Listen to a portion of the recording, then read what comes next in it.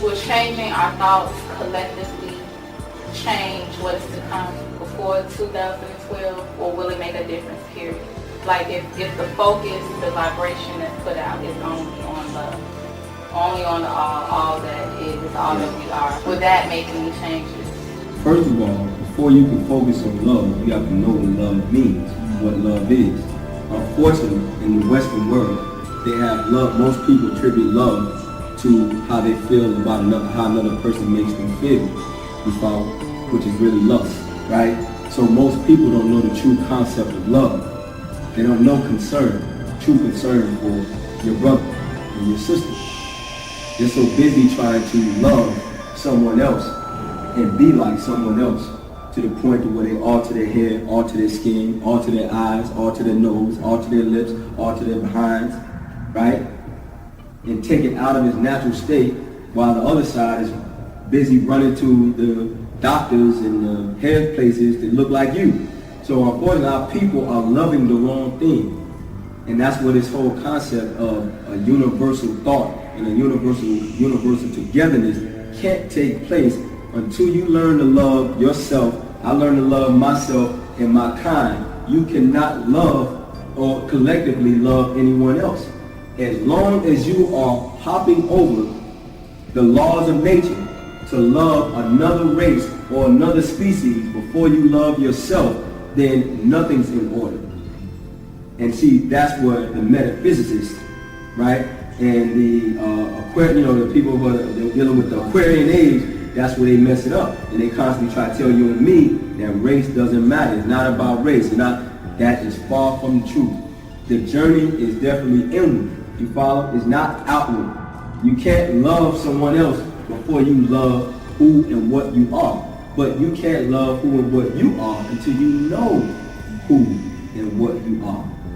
Right? And I'm not even going to the genetic level yet. I'm just dealing with personality. Most people have not come to grips with their personality traits. Right? Most people can't say, look, I got this, I know this about me, this about me, this about me. Negative and positive. You have to sit down and write down, draw a line in the middle of the paper. And you write down the personality traits that you have that you consider negative or adverse or detrimental to your growth. And you write down the ones that you think are positive and they age your growth.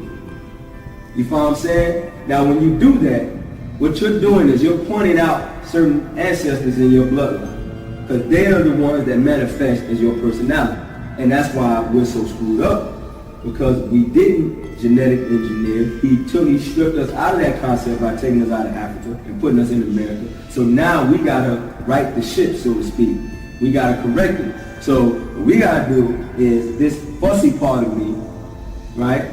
This depressive attitude, or what they refer to it as, when you're not optimistic, you're a pessimistic attitude, right? There's a certain ancestor that was like that. You're right. You may have a grandfather or great-great-grandfather that was, he was a drunk.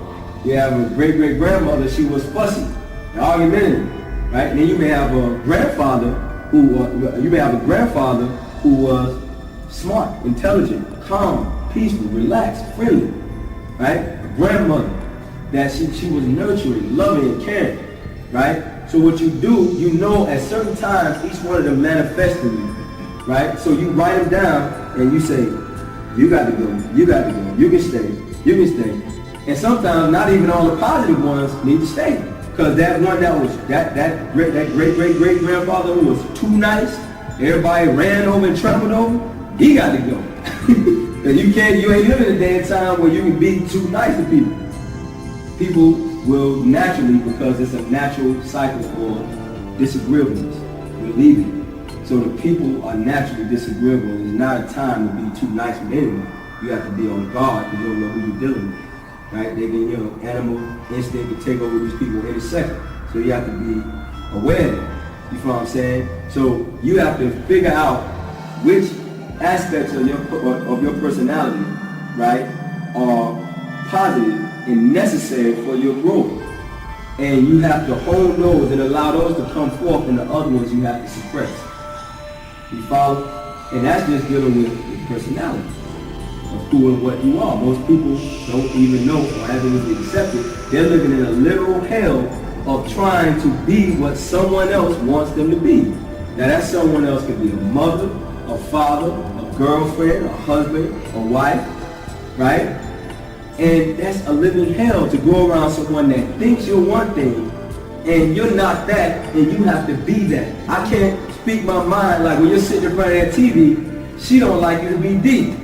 So you like, you about to pop because you see something on TV, you want to say, and she gonna ridicule you for it. Or he's gonna you know, and you sitting in front of TV, and because he want to be a numbnut, that he call numbnut, and you sit up there and your mind is seeing something totally different, or you see the world from a totally different viewpoint, and this person constantly suppressing that in you. You get frustrated, and you want to pop. But you need to get away from it before you pop. You know what I'm saying? And they stop you, they stop your growth. That's the real you trying to come forth. And once you release the chains off of the real you, then you can start to experience true peace. Because now you are who you are. In the ancient Tamaran doctrine, the concept came out, I am who I am. Right? I'm not anything that you can define, that you can make, you can create. I am who I am. This is how I am. This is how I do things. You have to either accept it or you can go.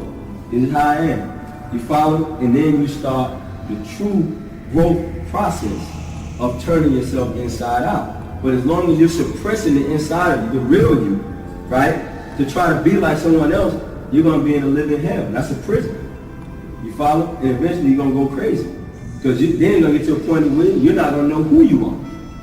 Yeah, you're going to literally, because what they say, the mask that the actor wears eventually what? Becomes that person. Now you've lost who you really are trying to be someone else. You follow? You have to stop that ASAP. Right? You find out the parts of you that are necessary for your growth, the parts of you that are detrimental. You edit, you add, you delete, whatever you got to do, and whoever's around you that's trying to suppress what you have to do for your growth, you eliminate them out of your presence. Immediately.